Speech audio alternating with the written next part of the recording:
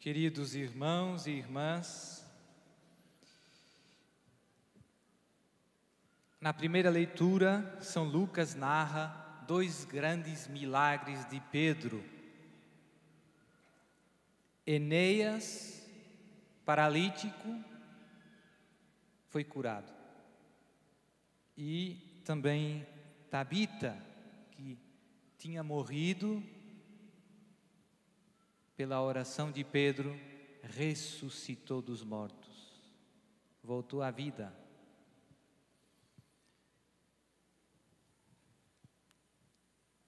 O que nos está mostrando São Lucas com esses dois factos?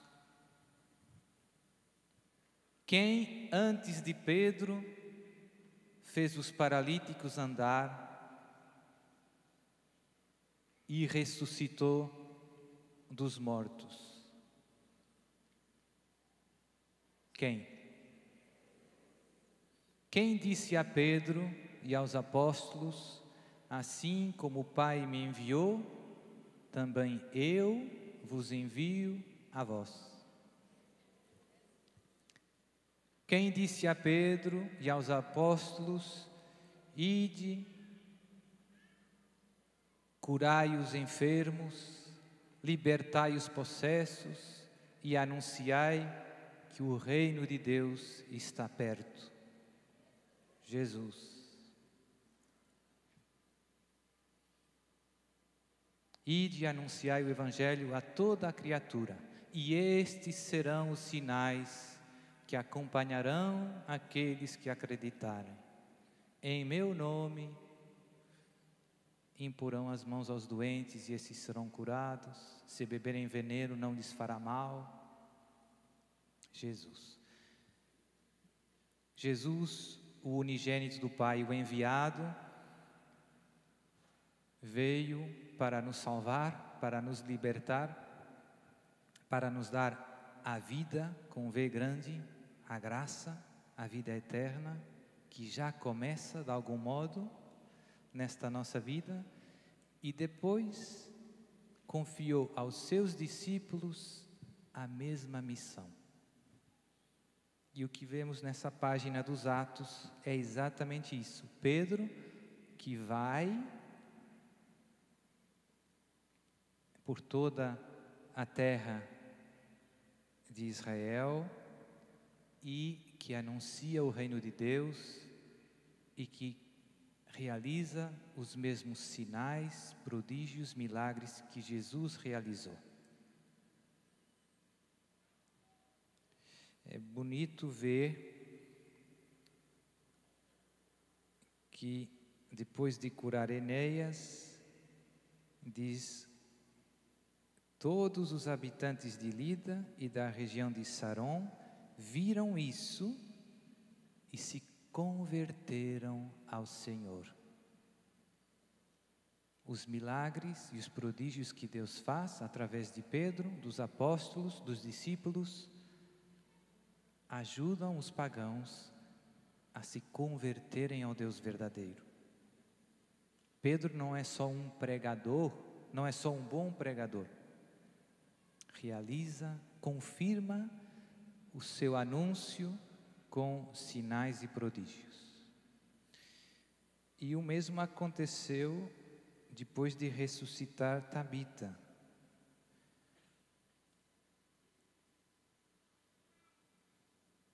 O fato ficou conhecido em toda a cidade de Jope e muitos acreditaram no Senhor.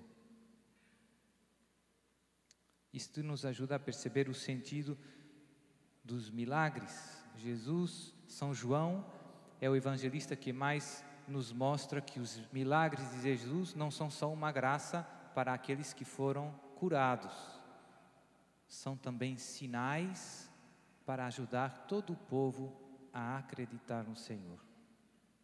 Jesus ressuscita Lázaro e muitos que tinham vindo para dar os seus sentimentos a Marta e Maria viram e acreditaram em Jesus. Lázaro já estava morto faz 3 dias. Então, os milagres de Jesus são sinais que ajudam aqueles que ainda não creem a se converterem. Tenho alguns amigos lá em Portugal, vários, que quando viram as coisas, os milagres que Jesus faz hoje, se converteram, mudaram de vida. Já tinham ouvido falar de Jesus muitas vezes, muitos nasceram em famílias católicas, catequese, mas viviam uma vida longe do Senhor. Mas quando viram o poder de Jesus, disseram: Jesus está vivo. Jesus está vivo e continua a salvar em 2017. E a sua palavra é poderosa. É muito bonito porque São Pedro tem consciência que não é pelo seu poder que ele cura, seu de Pedro. Ele diz: Enéas, Jesus Cristo te cura. Não disse: Enéas, eu vou curar-te. São Pedro sabe que é apenas um simples instrumento da graça de Deus na vida dos outros. Enéas, Jesus Cristo te cura. E isso Jesus quer fazer também nas nossas vidas, se nós deixarmos, né? Como dizia a irmã Kelly, Nossa Senhora fez uma proposta: quereis oferecer-vos a Deus para uma missão. E Deus também a faz a nós. Quereis ser instrumentos de Deus, da graça de Deus, da palavra de Deus, do amor de Deus,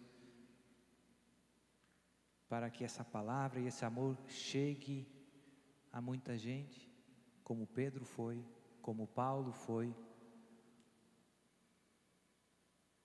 Então, hoje é o dia de dar o nosso sim. Sim, queremos. Sim, quero.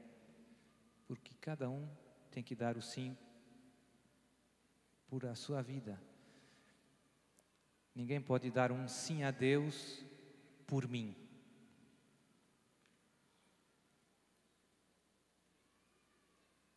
E se dermos o nosso sim, Jesus vai fazer coisas grandes através de nós. Muito grandes. Mas o nosso sim é necessário, fundamental, decisivo, como o sim de Maria. Padre, mas eu não consigo fazer milagres como o Ironi. O Ironi também não faz milagres. Jesus faz milagres através do Ironi.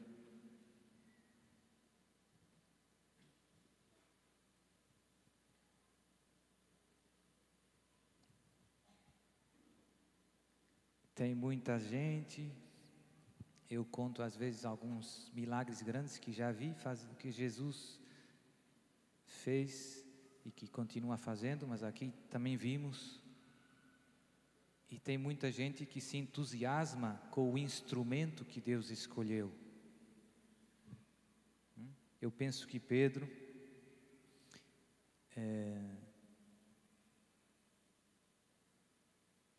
ficaria também um pouco triste, né? Esses meus irmãos, né? Tem uma cena nos Atos em que Paulo e Barnabé fazem uma libertação e depois o povo da cidade ficou empolgado e que queriam oferecer um sacrifício a eles. E o povo dizia: os deuses desceram do céu. E eles ficaram um pouco bravos. Nós somos homens como vocês, nós não somos deuses.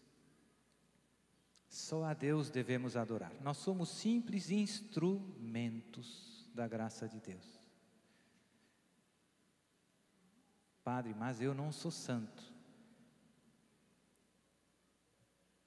Mas Deus te escolheu para seres seus instrumentos, seu instrumento, apesar do teu pecado e da tua fraqueza. Deus não usa só os santos, Deus usa certamente os santos. O nosso pecado complica a ação da graça na nossa vida muito, mas Deus consegue fazer coisas grandes, apesar da nossa infidelidade, da nossa fraqueza, do nosso pecado. Gosto de dizer às pessoas, muita gente agradece, Padre, o Senhor me ajudou, E eu repito muitas vezes, eu sou só o carteiro de Jesus. Aquele que entrega as cartas, Imagine, você recebe uma carta com um prêmio, não sei cá no Brasil, como é que se chama? Loteria. Tem loteria no Brasil? Super prêmio loteria. Você fica feliz e muito obrigado, senhor carteiro. O carteiro só entregou o prêmio. Tem pouco mérito. Então, isso vale também para nós. Não confundirmos Deus com os instrumentos de Deus. Os instrumentos são certamente colaboradores de Deus, mas o mérito, a graça vem de Deus, de Deus. E nos sacramentos, de um modo forte, experimentamos, por exemplo, na confissão, o perdão de Deus. Passa por um instrumento que Deus escolheu, que é o sacerdote. Não é o padre que tem poder de me perdoar os pecados, no sentido poder dele, O padre quem tem poder é Deus, mas Deus quis dar o poder de perdoar os pecados. Só Deus pode perdoar os pecados. Mas Deus quis dar, Jesus, recebei o Espírito Santo, Domingo da Misericórdia, o Evangelho.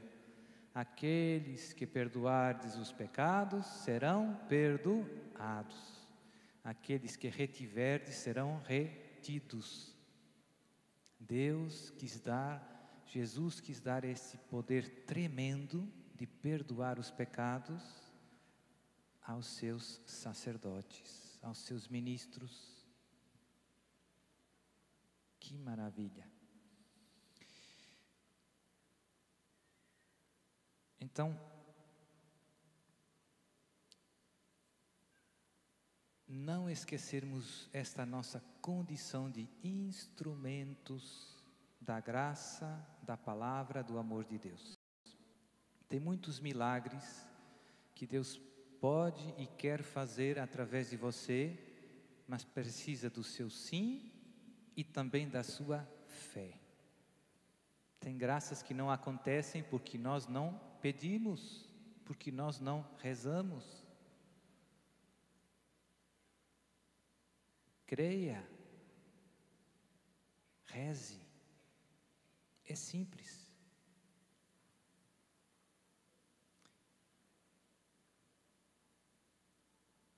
Eu conto às vezes algumas que me impressionaram a mim muito. Uma vez, numa pregação de uma novena, foi a primeira vez que comecei rezando pelos doentes, pedindo a Jesus a cura. Uma novena dedicada a Nossa Senhora. Eu era um jovem sacerdote, com poucos anos de sacerdócio, talvez 2. Fui ordenado em 2005, 11 anos atrás. Vai fazer 12 anos em julho. E graças a uma amiga minha, leiga, que tem muita fé, que é um poderoso instrumento de Jesus, ela me pediu: Padre, depois da pregação, depois da celebração da novena, o Senhor vai dizer ao povo de Deus que os doentes que quiserem receber a bênção de Jesus, para se aproximarem e o Senhor vai rezar, vai dar a bênção de Jesus sobre cada um. E eu fiquei um pouco, cá no Brasil diz encabulado, né? E agora? E se não der certo? E no final da pregação, queridos irmãos, se tem algum doente que quer receber a bênção de Jesus, eu estou disponível aqui na frente do altar. E para minha surpresa, se formou uma fila imensa. Muita gente quis vir. Eu simplesmente perguntava como se chama, o seu nome, e dava a bênção de Jesus. Fiquei com as costas doendo esse dia, ainda lembro. E depois, no dia seguinte da novena, quando eu estava chegando de carro, tinha uma senhora muito nervosa para falar comigo. E eu pensei, fiz um julgamento temerário, né? Pensei, essa ouviu falar da bênção de Jesus aos doentes, não esteve ontem e agora quer receber. Tudo bem, estava enganado.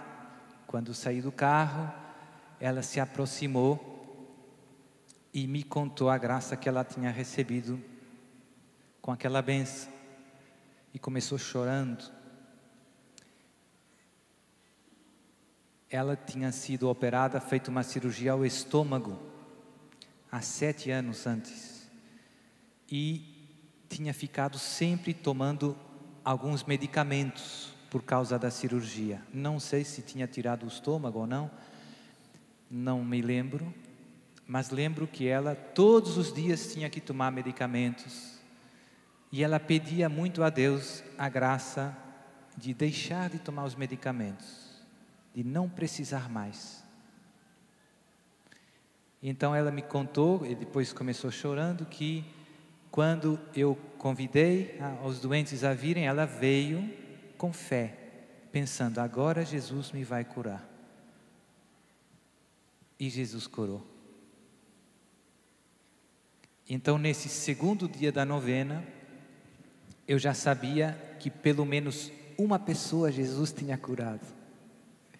Então, na homilia, na pregação, eu disse, tem alguém aqui, tem alguém aqui que foi curado por a bênção que recebeu de Jesus ontem? 7 pessoas levantaram o braço.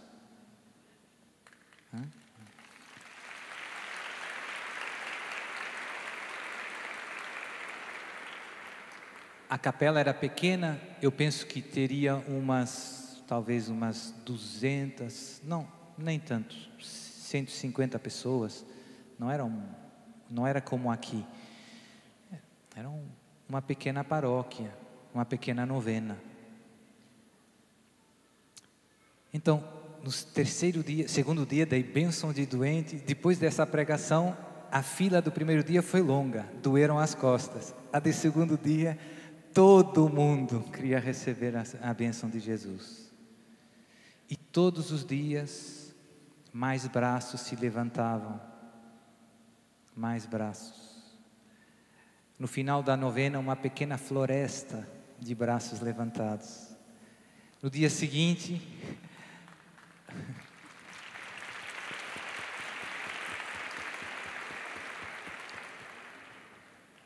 logo a seguir a essa novena, eu tinha outra novena, noutra paróquia, dedicada a Nossa Senhora da Assunção. A festa era no 15 de agosto. Então, entusiasmado, depois da pregação, no final da missa, vamos ter bênção de Jesus. Mais graças. E teve uma muito bonita, muito comovente, que foi, terminei a segunda novena, e veio na sacristia uma senhora, chorando, e me contou, padre, eu vi o Senhor dando a bênção aos doentes e eu tinha uma cirurgia marcada para esses dias. Tinha um câncer, um tumor, e era um tumor, não era maligno, era um tumor, não era câncer, mas era uma coisa séria e tinha já a cirurgia marcada. Todos os exames médicos, tudo, e estava tudo, era nos próximos dias. E quando entrei na igreja e vi todo mundo indo, recebendo a bênção de Jesus, eu fui e eu não disse para o Senhor que eu estava doente. Simplesmente pedi a bênção de Jesus. E depois fui no hospital, entrei para a cirurgia, fizeram um exame e não tem mais tumor.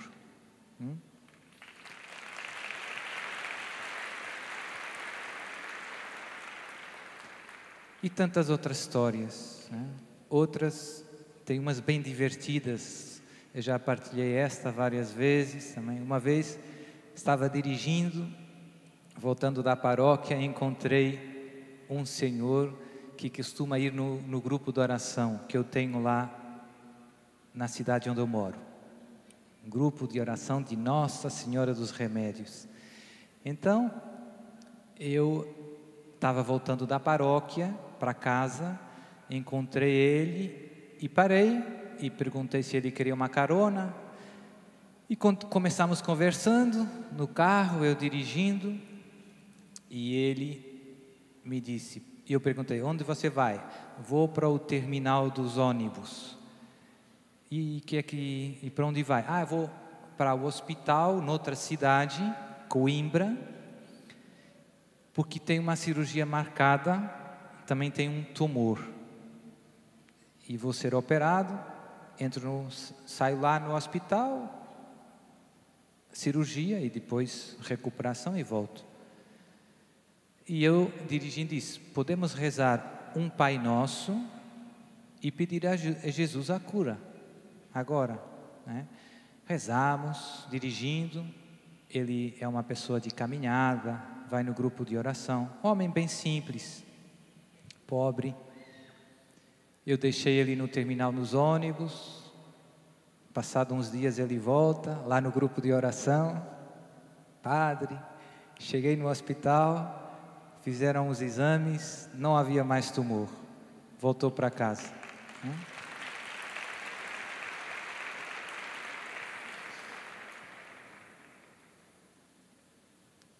Jesus quer usar você e fazer os mesmos prodígios. Jesus não usa só Pedro nem Paulo. Jesus usa todos aqueles que com fé se dispõem a ser instrumentos da graça de Deus. É muito simples, mas muitas vezes nos falta a fé. Um exemplo, essa amiga minha que me pediu para dar a bênção dos doentes, uma vez encontrou um amigo nosso que estava um pouco triste, porque o carro dele quebrou, não pegava. Você punha a chave, rodava, nada. E então, ela encontrou ele, e ele estava triste, e ele é um bom cristão. Missa diária, comunhão diária, jovem, um rapaz bem empenhado, bem comprometido com Jesus. E ela encontrou ele, e aí? Teve esse problema no carro, tudo quebrou. E ela disse, vamos rezar juntos uma Ave Maria, e depois você vai tentar novamente. E ele respondeu para ela, confio mais no reboque. E foi sincero, E ela, depois desta resposta, ele já tinha chamado o reboque, ela rezou a Ave Maria na frente dele e ele não rezou com ela, rezou sozinha. Fez figura, lá em Portugal dizemos figura de urso. Você faz ali um figurão, né? Todo mundo rindo quase, mas ela firme na fé, Ave Maria, sozinha. Isso foi num parque de estacionamento de uma universidade muito grande, então tinha um montão de gente passando, e ela rezando a Ave Maria sozinha, e ele esperando que ela acabe rápido com a Ave Maria, né? Quando terminou a Ave Maria, ela não fez mais pressão sobre ele, simplesmente se despediu com delicadeza e se afastou. E ele ficou sozinho, voltou no carro, colocou a chave, girou a chave e o carro pegou.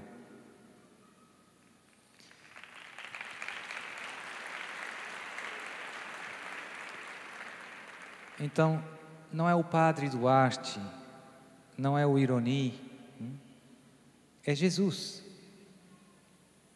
É Jesus de Nazaré, que está vivo e que quer fazer coisas grandes através daqueles que creem. Fim do Evangelho de Marcos, capítulo 16. Estes serão os sinais que acompanharão aqueles que acreditarem.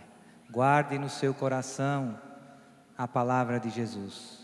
Aqueles que acreditarem. Jesus não disse são os sinais que acompanharão os pregadores, nem os padres. Aqueles que acreditarem.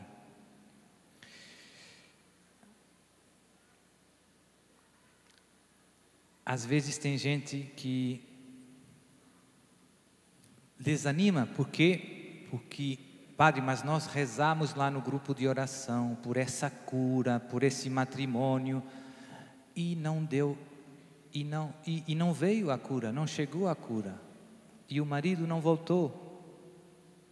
E muita gente pensa que eu não mereço a graça, que eu sou indigno. E esse raciocínio tem um pouco de verdade. De fato, nenhum nós merece. Merecer, ninguém merece. Ninguém merece. Mas Deus é Pai, rico de misericórdia, e nos dá o que nós não merecemos, porque nos ama. Porque somos filhos muito amados. Então, por que Deus às vezes não dá o que nós pedimos, Padre? Eu pedi com fé, mas eu não mereço, ou eu não tenho fé. Se fosse o Ironi, Jesus ia fazer um milagre. Um bom pai não dá sempre o que os filhos pedem. Um bom pai dá sempre o que é melhor para os seus filhos. Melhor. Então, nunca duvidarmos do plano e da vontade de Deus. Você reze por todos os impossíveis da sua vida. Deus vai fazer muitos milagres. Não vai fazer todos os que você pensa, mas tudo o que Deus fizer será sempre o melhor para você. Paulo, também temos aqui, penso que nos Atos, né? Paulo conta uma experiência. Paulo também ressuscitou mortos, curou tanta gente. Tem aquele jovem que caiu da janela lá na pregação, né? Com o sono. Paulo, que ressuscitou mortos, conta um pequeno testemunho dele do espinho da carne. Já rezei 3 vezes ao Senhor: Senhor, tira esse espinho da carne. Por favor, Senhor. Deus tirou? Sim ou não? Deus não ama Paulo? Ama muito. Paulo não tem fé? Tem muita. Por que Deus não tirou? Porque era melhor para Paulo. Aquele espinho na carne era muito frutuoso espiritualmente. Basta-te a minha graça, respondeu Jesus. É na fraqueza que se manifesta o meu poder. Essa era a lição que Paulo precisava de aprender. Essa lição é mais preciosa que a cura que Paulo procurava, que Paulo buscava. Então, por isso, nunca se revolte nem duvide da bondade dos planos do céu na sua vida. Tem gente que se sente muito abandonado por Deus, sozinho. Não é verdade. Não duvide, Deus está fazendo coisas grandes. Mas Deus escreve direito, por linhas, e nós gostamos das linhas bem direitinhas. Só abraça as linhas tortas quem caminha na fé, como Abraão. Então temos que pedir a Deus mais fé, para que Deus nos use com poder e para acolher sempre a sua santa vontade em nossas vidas. Reze com fé. Se Deus fez o milagre, bendito seja o nome do Senhor. Se Deus não fez o milagre, bendito seja o nome do Senhor. Essa é a estrada. No Salmo, esse Salmo é um dos meus salmos preferidos. Oh, coisa bonita! Que poderei retribuir ao Senhor por tudo aquilo que Ele fez em meu favor? Como é verdade essa pergunta, essa exclamação. Como poderei agradecer ao Senhor tudo o que Ele fez por mim? Olhe para a sua vida. Olhe para a sua vida. É graça sobre graça. É bênção sobre bênção. A maioria das bênçãos de Deus nós não enxergamos.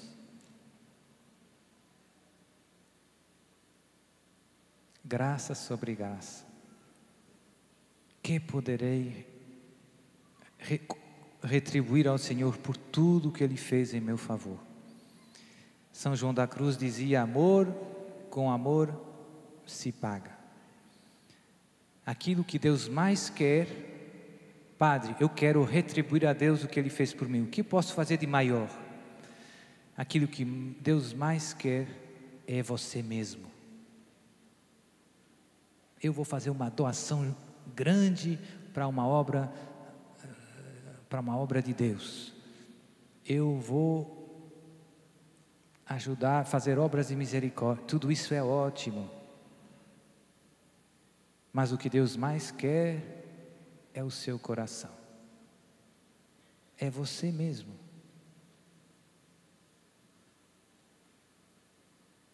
É que você se ofereça, se entregue a Ele de todo o coração. Que você viva uma vida de profunda comunhão com Ele. E isso podemos e devemos fazer todos. Em cada estado de vida, você é casado, você é pai, você é padre. Todos devemos ser de Deus. Dar-nos a Deus em tudo o que fazemos. A missa é o momento melhor de cada dia para nos oferecermos ao Pai por meio do Filho. Daqui a pouco vamos dizer: por Cristo, com Cristo, em Cristo. A vós, Deus Pai Todo-Poderoso.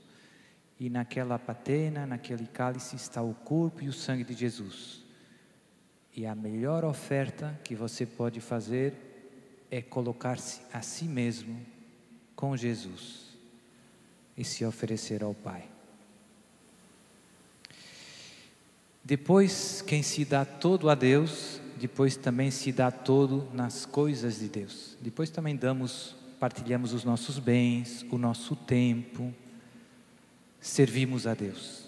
Mas isso é uma consequência da nossa oferta a Deus. Esse salmo, no Antigo Testamento, gosto muito desse salmo por vários motivos. No Antigo Testamento, ou na Antiga Aliança, melhor, os judeus tinham o templo. Jerusalém. E no templo tinha o culto, tinha o altar dos sacrifícios, o altar do incenso. E o povo de Deus, quando queria agradecer a Deus ou havia muitos tipos de sacrifícios que se ofereciam no templo. Sacrifícios de louvor, sacrifícios de expiação dos pecados, pedindo misericórdia e perdão, sacrifícios para pedir uma graça, holocaustos que manifestavam ação de graças. E tinha um sacrifício muito concreto que se chamava o sacrifício de ação de graças. Em hebraico, a palavra que se usava é um sacrifício de todá, que depois em grego se traduziu como Eucaristia. Na antiga aliança, veja bem, no tempo dos judeus, antes de Jesus, quando Jesus chegou no templo, se ofereciam sacrifícios de ação de graças. Esse sacrifício tinha assim algumas coisas muito curiosas. Era um sacrifício que não se oferecia, digamos assim, regularmente. Era mais pontual. Era um sacrifício de ação de graças. Eucaristia significa ação de graças. Quando alguém se encontrava num perigo de vida, uma doença grave, uma situação complicada, em que humanamente não havia solução, a pessoa estava um problema sem solução, causa impossível, risco de vida, acidente, e que no momento da aflição a pessoa pedia ajuda a Deus, clamava ao céu e Deus libertava, salvava a pessoa. Imagine um pescador no mar, vem uma tempestade, o barco está metendo água, ele não pode fazer nada e pede ao Senhor misericórdia e Deus o salva. Então, essa pessoa que tinha experimentado esse risco de vida e essa libertação, essa salvação de Deus, vinha a Jerusalém oferecer um sacrifício de todá, de Eucaristia, de ação de graças. Convidava os seus amigos, a sua família, subia ao templo, ofereciam a Deus pão e vinho. E era um dos poucos sacrifícios em que os oferentes, o fiel, participava da oferta.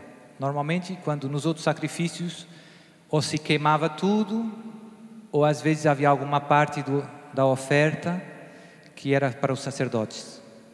Mas quem oferecia não tomava nada. Mas esse não. Eles, depois do sacerdote oferecer, comiam do pão e bebiam do vinho. E a pessoa que tinha recebido a graça tinha que dar o seu testemunho lá no templo, contar a graça. Deus me salvou, eu estava no mar, veio a tempestade, estava tudo perdido, eu invoquei o nome do Senhor e o Senhor me salvou. E muitas vezes esses escreviam, e tinha que se cantar um hino de ação de graças, um cântico ao Senhor para agradecer essa salvação, essa libertação. E tem alguns dos salmos do saltério são cânticos de todá, de ação de graças desse sacrifício, como esse que acabamos de escutar. São uns 5, 6 dos 150 salmos. Que bonito. E por isso esses salmos em que tem cantai ao Senhor uma canção nova, um cântico novo, esses são os salmos de todá, de Eucaristia. E os rabinos do tempo de Jesus, os judeus, acreditavam que o sacrifício de Todá, de Eucaristia, nunca terminaria. O profeta Malaquias, um dos últimos profetas, dizia que tem essa profecia, né, que a igreja sempre aplicou a Eucaristia. Do nascer do sol ao pôr do sol é oferecido ao Senhor um sacrifício em todo o canto da terra, digamos assim.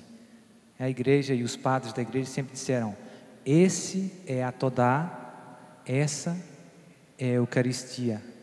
Se você vir hoje, continuamos celebrando a Eucaristia, louvando a Deus por a maior libertação que podemos imaginar, a libertação do pecado, da morte eterna no inferno, da morte corporal, do domínio do demônio sobre a humanidade.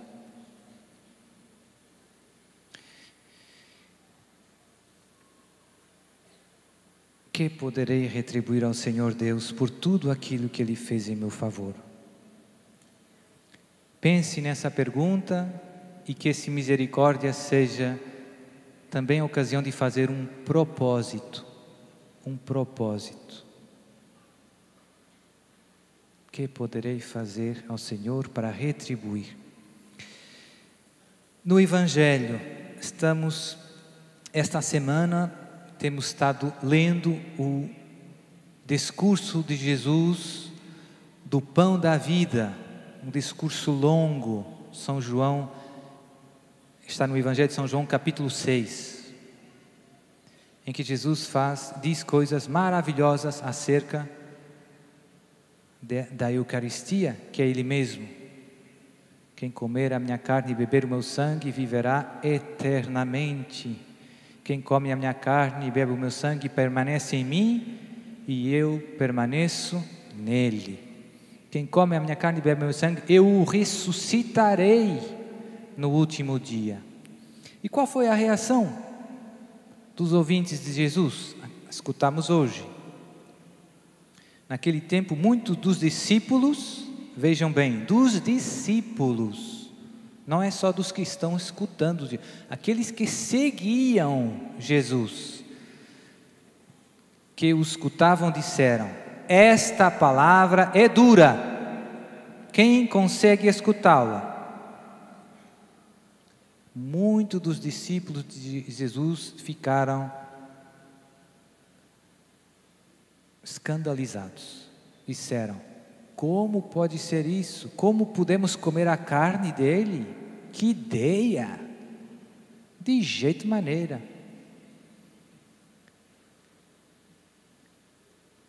É triste o que revela esta atitude dos discípulos. Falta de humildade. Jesus diz: isto é assim. E você, em vez de acreditar nas palavras de Jesus, diz: eu não concordo. Na minha opinião, não é assim. Na minha opinião, essas palavras não são corretas. Por trás disso está uma atitude que é de colocar a sua opinião, as suas ideias, acima das palavras de Jesus. E por isso, diz o evangelista, depois disto a partir daquele momento, muitos discípulos voltaram atrás e não andavam mais com ele. É triste. Se faltar humildade nas nossas vidas, com facilidade nos afastaremos de Jesus.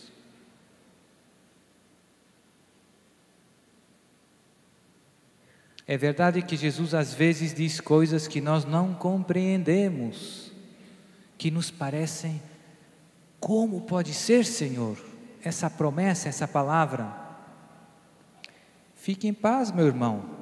Nós não temos que compreender tudo. Temos que confiar. Aceite as palavras de Jesus. Eu sou o caminho, a verdade e a vida. Maria também não compreendeu tudo. Quando Jesus se perdeu no templo, ficou no templo, 3 dias de agonia. Filho, por que nos fizeste isto? Não sabias que eu e teu pai estávamos preocupados? Maria não compreendeu, mas abraçou o mistério. Maria, diz Lucas, Maria conservava todos estes acontecimentos, meditando-os em seu coração. Tem coisas que Jesus faz na nossa vida, tem palavras que Jesus diz que nós não compreendemos naquela hora. É normal. Tenha calma, continue a confiar a Jesus. A seu tempo, tudo se esclarecerá, tudo se iluminará. Foi isso que respondeu Pedro. Jesus virou para Pedro, todo mundo indo embora, e vocês também querem ir? E Pedro não disse, nós percebemos perfeitamente o que dissestes. Não. Simplesmente disse, a quem iremos, Senhor? Só tu tens palavras de vida eterna. Nós cremos firmemente e reconhecemos que tu és o Santo de Deus. Ou seja, eu não percebo, mas sei que se tu dizes, assim será. Se tu dizes, assim será. E essa atitude de Pedro é muito bonito porque vemos tantas vezes em outras passagens. Na pesca, por exemplo, pesca milagrosa. Rapazes, tendes alguma coisa para comer? Não, tivemos a noite toda pescando e não apanhamos nada. Lançai as redes para a direita do barco. São Pedro podia dizer, eu sou o pescador, tive a noite toda, eu sou o especialista na pesca. Mas na tua palavra lançarei as redes. Confiou. E depois, no tempo de Pedro, as redes se lançavam para a esquerda, porque o braço direito pega as redes e as lança assim, né? Então, lançar as redes para a direita do barco é bem complicado. A rede fica logo ali, né? Não funciona. É uma coisa que não se faz na pesca. Mas Pedro fez e o barco quase se afundava. Jesus nas nossas vidas muitas vezes nos pede uma confiança que vai para além dos nossos raciocínios. Não parece boa ideia, mas confie. Confie e verá os milagres de Deus. E tantos exemplos podíamos fazer da Bíblia. Abraão, dá-me o teu filho, o filho da promessa. Abraão que sobe com Isaac, né? Isaac, pai, temos a lenha, o altar, onde está o sacrifício? Deus proverá, né? Caminhar pela fé. Hoje, infelizmente, tem muita gente que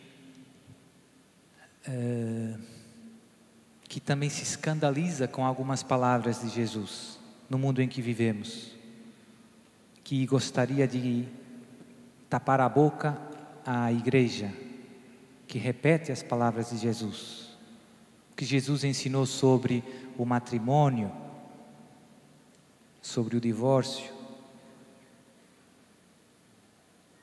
sobre o inferno.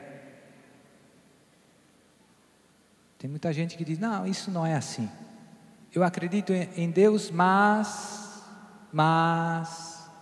tem muitos mas hoje em dia. E, infelizmente, alguns católicos até caem na tentação para tentar agradar ao mundo, esconder essas verdades, ou até mais grave, deturpar a palavra de Deus. Negar. Jesus disse isso, mas isso deve ser interpretado de um modo, não. E você arranja toda uma argumentação que anula a palavra de Deus. Jesus falou do inferno, mas não é bem assim, hoje a ciência. Jesus disse, o marido não deixa, mas hoje o divórcio em certos casos, hoje a contracepção, hoje o homossexualismo, hoje. E nós arranjamos justificações para anular a palavra de Deus. Só a palavra de Deus, que é a verdade, nos pode verdadeiramente libertar do mal, nos dar a vida e a vida em abundância. E por isso é muito importante que todos nós não só conheçamos bem o que Deus nos revelou, Bíblia, Catecismo da Igreja Católica, mas que levemos aos outros essa palavra sem fazer descontos. Cá usa a palavra desconto quando você vai numa loja e baixa o preço, né? Então a tentação que eu vejo hoje é tem muitos cristãos que fazem descontos. Você pode ser católico e ter 3 namoradas ao mesmo tempo, tudo bem, tranquilo, né? Faz descontos. A pastoral dos descontos não leva ao céu. Você está tentando agradar ao mundo, em vez de converter as pessoas ao Evangelho, está convertendo o Evangelho ao mundo. Não, essa não é a estrada de Deus. Tem uma frase muito bonita do Papa Paulo VI, que já é beato, que ele dizia: não diminuir em nada a doutrina de Cristo é forma eminente de caridade. Eita, frase importante. Ou seja, não faça descontos à verdade. Não tenha medo de pregar que o inferno existe, que quem vive em pecado mortal e não se arrepende, se condena. Que todas essas, que o divórcio ofende a Deus, que uma pessoa casada pela igreja não pode viver com outra. Não tenha medo. Isso é forma eminente de caridade, ou seja, de amor ao próximo, porque só a verdade nos libertará. Se aquela pessoa precisa de se arrepender, de se confessar para poder chegar no céu, se ninguém diz para ele, como ele pode crer tomar o remédio que vai curar a doença? E depois Deus nos vai pedir contas. Se você viu o seu irmão, Jesus fala, né, da correção fraterna. Quando vires o teu irmão pecar, vai ter com ele a sós. Se ele não te ouvir, traz umas testemunhas. Se ainda assim não te ouvir, entrega o caso à igreja. Ou seja, nós nos temos que esforçar por ajudar os nossos irmãos a voltar para a verdade, e a verdade se chama Jesus. Hoje os anos em que vivemos são anos de grande confusão doutrinal. Confusão. Até na cabeça de padres, bispos e cardeais. Gente, coisa pesada, padre. A confusão chegou a todo lado. A todo lado. A todo lado. E por isso vivemos um tempo também de grande crise de fé. Tem gente que sabe muita coisa sobre Jesus, mas já não tem fé. Sabe um montão de coisas sobre a Bíblia, mas já não tem fé. E eu estou vendo, e o céu nos tem preparado muito para tempos difíceis que estamos começando a viver. E nos tempos difíceis a prova vai ser sobretudo uma prova de fé. E eu vejo que muitos irmãos não estão preparados para entrar na tempestade na qual vamos entrar em breve. E por isso o apelo que eu faço hoje para todos nós é: querido irmão, amado irmão e irmã, se fortaleça na fé rápido, rápido, porque as coisas vão aquecer, o combate se vai tornar intenso, difícil, e quem não tiver firme na fé vai cair com muita facilidade. Quando Jesus foi preso, todos os apóstolos fugiram.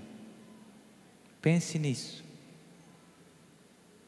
Jesus a Pedro, Tiago e João no horto: orai e vigiai para não cairdes em tentação. O espírito está pronto, mas a carne é... Na hora que prenderam Jesus, todos fugiram. E você? Também vai fugir? Quando ser de Jesus significar perseguições no trabalho, problemas com o Estado, sacrificar comodidades da nossa vida, o que eu vou escolher? Ser fiel a Deus ou vou fugir, ou vou negar a minha fé? Então, são tempos delicados, os tempos em que vivemos, e por isso a Virgem Maria apareceu em Fátima e aparece em todo canto do mundo para nos preparar para o duro combate que estamos começando a viver. Não devemos desanimar, nem nos entristecer, mas devemos nos preparar, não sermos como as virgens imprudentes que não tinham azeite. Seja louvado nosso Senhor Jesus Cristo.